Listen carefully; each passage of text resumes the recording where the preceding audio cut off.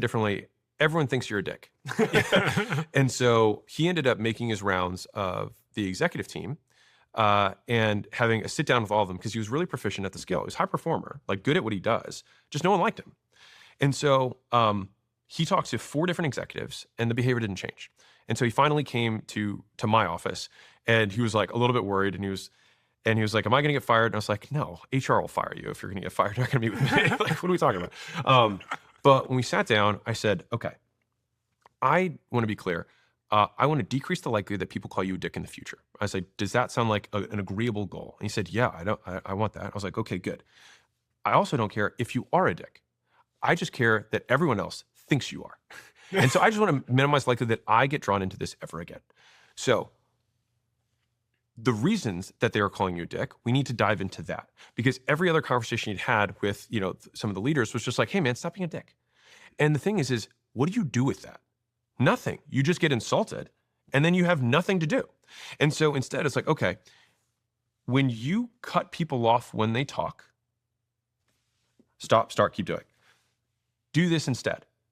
Shut up. So when someone else is talking, wait until they finish. And if you're not sure, ask if they're done. He's like, okay, when you give unsolicited advice on how they should run their department, don't. Or ask if they want it. If they say no, don't say anything. And so we identified 3 or 4 behaviors that he was doing. And I said, just do this instead.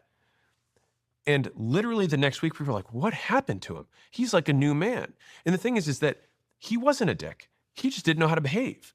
And so if you want to teach, teaching has to come from conditions and a behavior. And so if you're trying to get someone to be different, you have to give them the conditions under which they need to change. So when someone says this, if this occurs, there's a condition, and then this is what you need to do. And so the vast majority of training that exists does none of that. It's just people shouting at each other, insulting them and saying, hey, you need to level up. You need to get, you need to increase your performance. What does that mean? And so I think one of the easiest ways to identify the actual behaviors, that's actually the tough part, is like, why do I think he's a dick? Why do I think she's lazy? Because I want to insult them, but that's not, so how do I help her?